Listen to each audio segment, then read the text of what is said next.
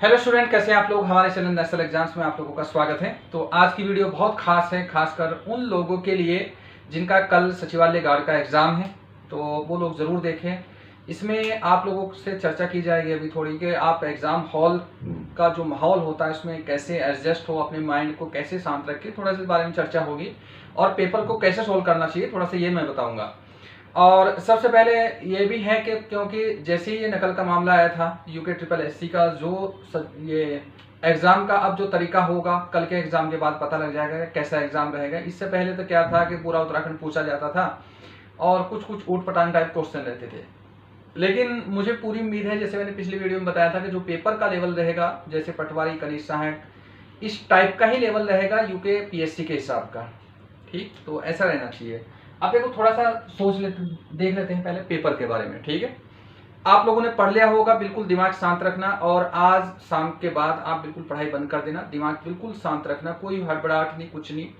लगभग शायद 20,000 के करीब इस एग्जाम को लोग दे रहे हैं और बहुत ज़्यादा लोग नहीं दे रहे क्योंकि वैकेंसी भी कमी है, नए लोगों ने भरा नहीं। तो इसमें देख लेते हैं कि क्या कंडीशन रहनी चाहिए।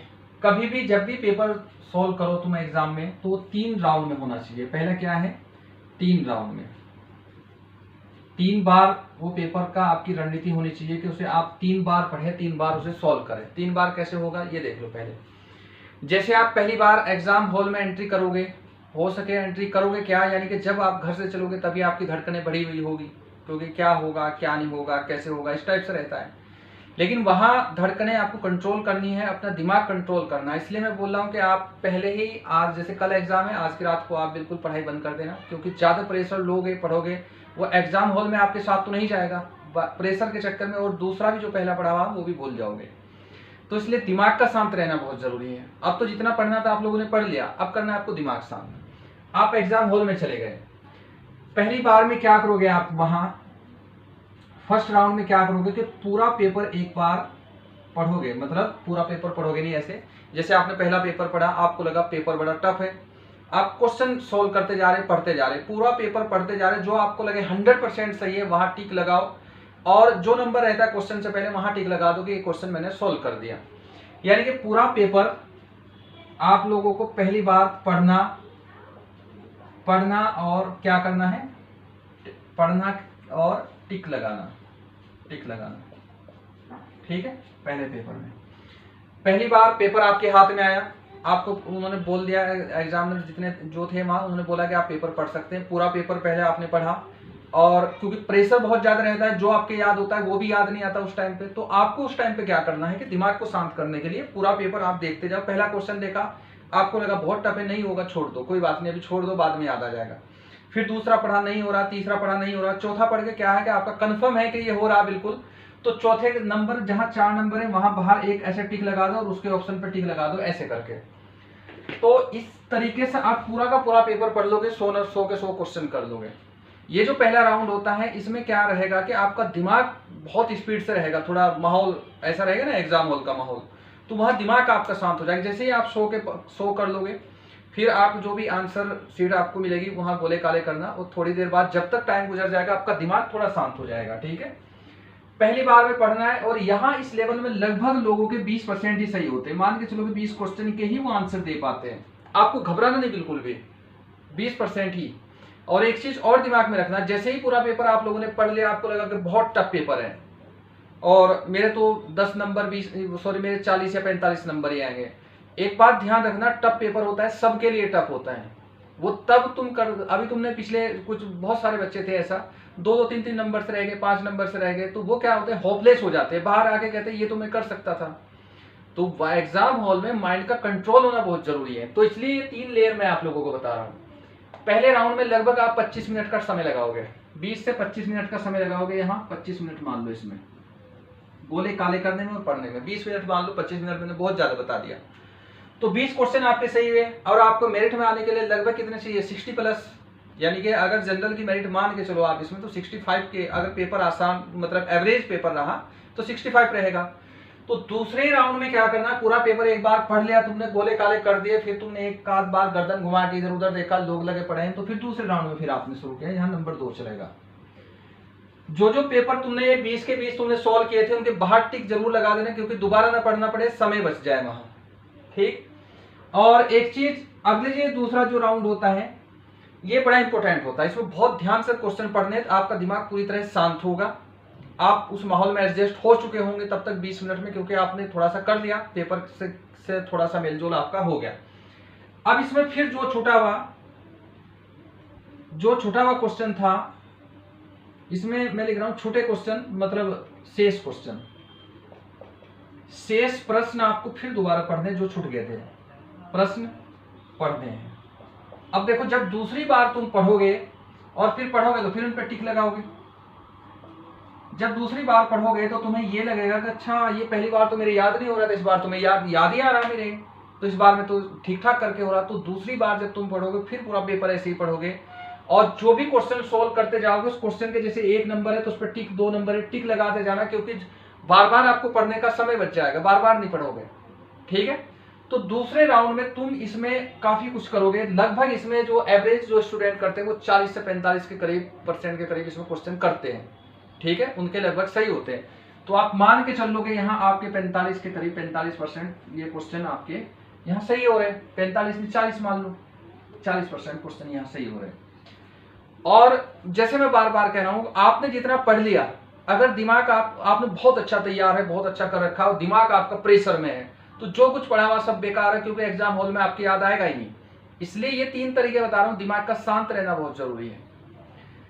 तो दूसरे में तुम लगाओ, इसमें जैसे हो गया यहाँ 40 क्वेश्चन है, तो इसमें लगभग आप लोगों के लग जाएंगे 40 मिनट के करीब, 45 मिनट के करीब आप इसमें लगाओगे।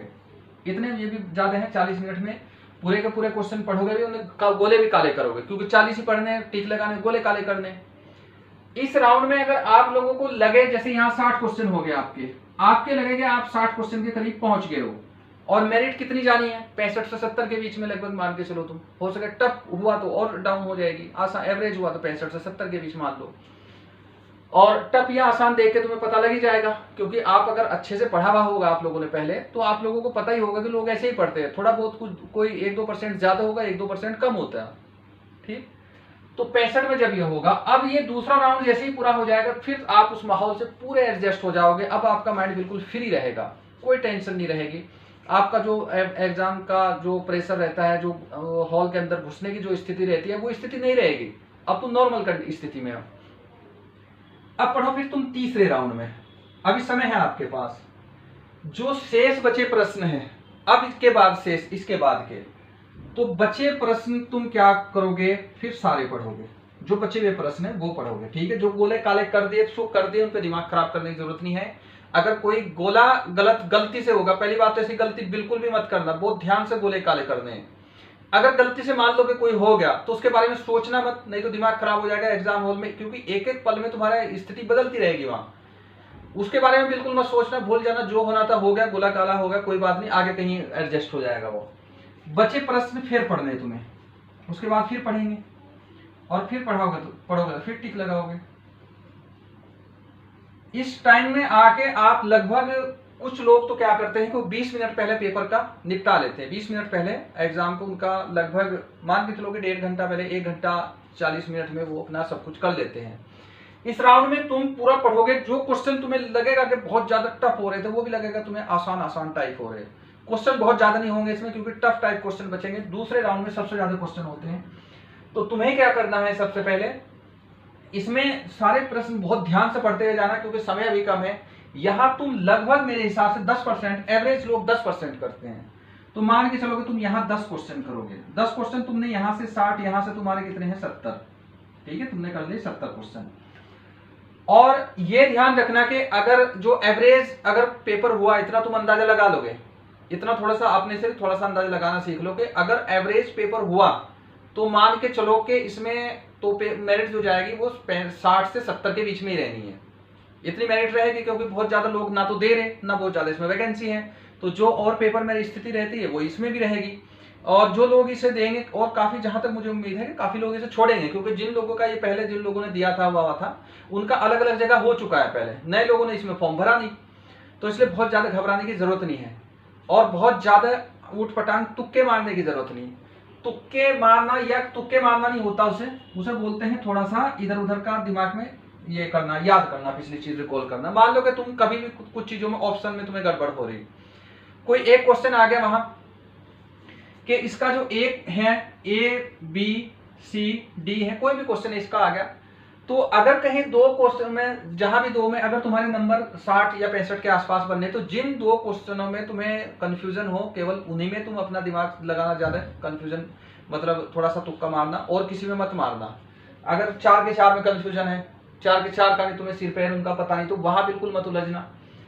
तो जिनमें दो वालों में हो, सबसे पहले क्या करना है, उसमें क्वेश्चन ऑप्शन हटाने सीख लो। मान लो कि तुम्हें पता है कि इसका बी ऑप्शन तो बिल्कुल भी नहीं हो सकता, इसका तो कोई मतलब होने का है ही नहीं, ठीक है। अगर मान लो एक एग्जांपल दूं मैं तुम्हें, निम्न में से कौन सा राजा मुगल वंश का है, ठीक, निम्न में से कौन सा राजा मुगल वंश का है, ये बहुत सिंपल एग्जांपल दे रहा हूं।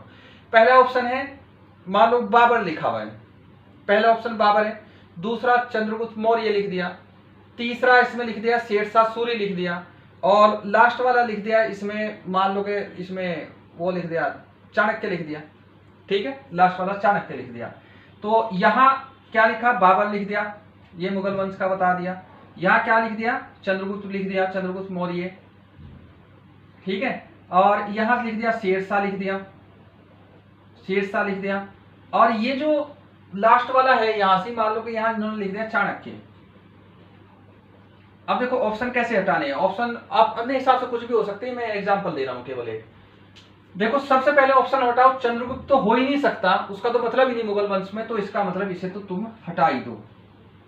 अगर ये हट गया तो इसका मतलब चाणक्य तो हो ही नहीं सकता, अगर ऐसे भी ले सकते तो वैसे भी हो सकता है, क्योंकि वो फारसी है, तुर्की है, तुर्की नाम अलग होते हैं, इनके अलग होते हैं, तो चाणक्य भी हट गया, चलो ये भी गया। तो ये दो ऑप्शन तो हट गए, कंफ्यूजन किन में है, दो में कंफ्यूजन है।